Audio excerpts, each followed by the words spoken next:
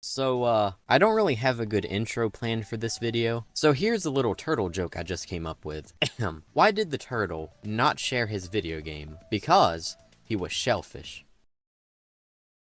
In today's video, we're going to take a look back at the history and evolution of Bowser Jr. and the Koopalings. But, before we begin, if you enjoyed this content, a subscription, a like, and maybe even a comment would be greatly appreciated. But after my terrible joke, I would not be surprised if you felt more inclined to report my channel. So let's pretend that did not happen and get right into the video. The Koopalings made their first appearance in 1988's Super Mario Bros. 3 for the NES, and appeared as bosses at the end of each world. The first Koopaling is Larry Koopa, who is the youngest of the group, and is seen with a green shell. His name comes from musician Larry Mullen Jr., and the name of every other Koopaling would also come from a famous musician. Because in the original Japanese version of Super Mario Bros. 3, the Koopalings were unnamed, so when the game was translated to English, Nintendo of America was responsible for naming them, and just ended up naming every Koopaling after a famous musician. The next Koopaling is Morton Koopa Jr., who was named after Morton Downey Jr., and in his first appearance, he appeared with a gray shell. The reason I'm going to bring up every shell color is because several of them will change as we go on. The next Koopaling is the only female in the group, named Wendy O. Koopa, who is named after Wendy O. Williams, and appears with a red shell. Next up is Iggy Koopa, who is named after Iggy Pop, and has a blue shell and wears glasses. Roy Koopa is up next, who is named after Roy Orbison, and has a pink shell and a pink,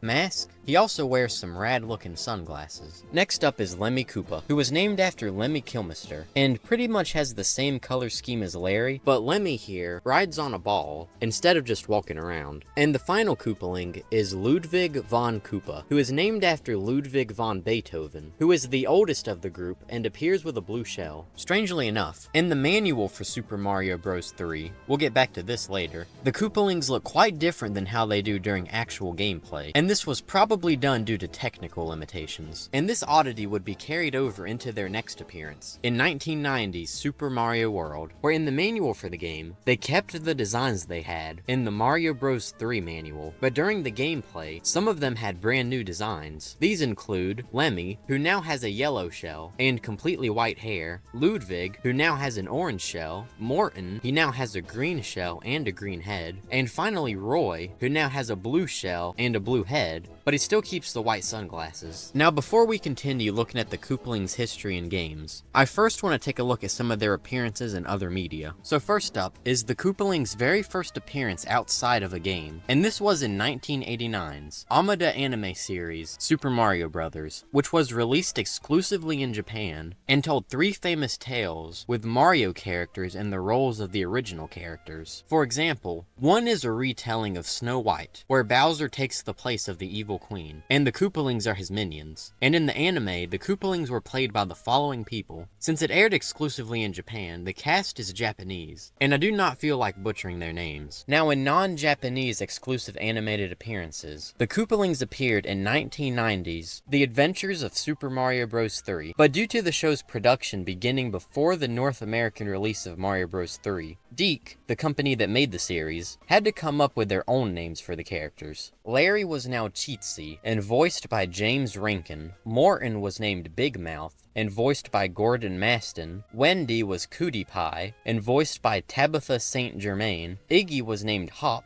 voiced by Tara Strong, and Iggy was the twin brother of Lemmy, who was named Hip in the show, and was voiced by Stuart Stone. Roy was Bully, and voiced by Dan Hennessy, and finally, Ludwig was named Kooky, and voiced by Michael Stark. And design-wise, they're pretty much just a more stylized version of how they appear in the Mario Bros. 3 manual. This show was also the first time they were referred to as the Koopalings, because in the manual, yes, we're going back to it once again, they are only referred to as Bowser's children. And for some reason, this relationship was eventually retconned, and the Koopalings are now just Bowser's minions, and not related to him in any way. Going back to games, the Koopalings stopped appearing in mainline Mario games after Mario World, but appeared in a few Mario spin-offs, such as Yoshi's Safari, Hotel Mario, and Mario and Luigi Superstar Saga. But after their appearance in Superstar Saga, they stopped appearing in games for a while. So I think now would be a good point to transition to the other character that this video is about. Bowser Jr. Now, before there was Bowser Jr., there were these baby versions of Bowser who appeared exclusively in the Mario Party series. They first appeared in the original Mario Party for the Nintendo 64, where they serve as a challenge for the player. These baby Bowsers would then go on to appear in Mario Party 2 and 3. Then in 4, they would get their actual name, Koopa Kid.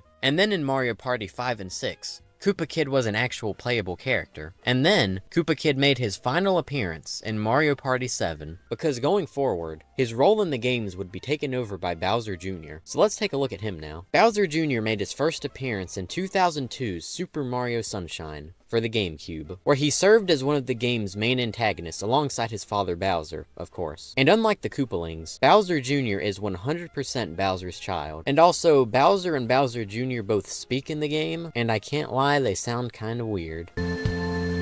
Junior, I've got something difficult to tell you about Princess Peach. I know, she's not really my mama.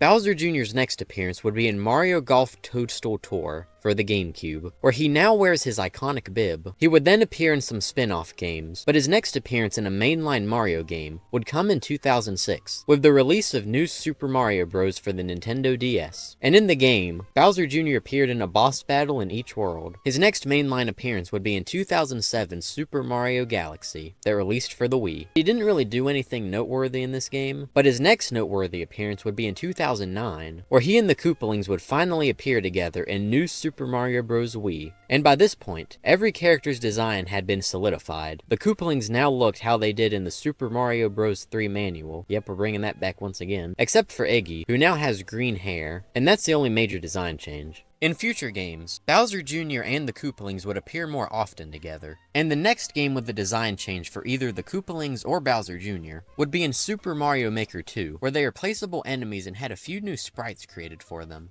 Bowser Jr. would then appear in Super Mario 3D World, Bowser's Fury, as a cat. Okay. And in Super Mario Wonder, in his Wonder form, which gave him a new design. The Koopalings did not appear in this game for some reason, so no Wonder design for them. And that was the history and evolution of Bowser Jr. and the Koopalings. And if you ended up enjoying this video, a subscription, a like, and maybe even a comment would be greatly appreciated. And I'll have a few of my other videos linked in the description if you want to check them out. And with that, I'll see you- wait. I want to give the turtle joke thing one more try. What did the turtle do after crossing the road? He celebrated. Nope, that was just as terrible as the last one. I'll see you next time. Goodbye.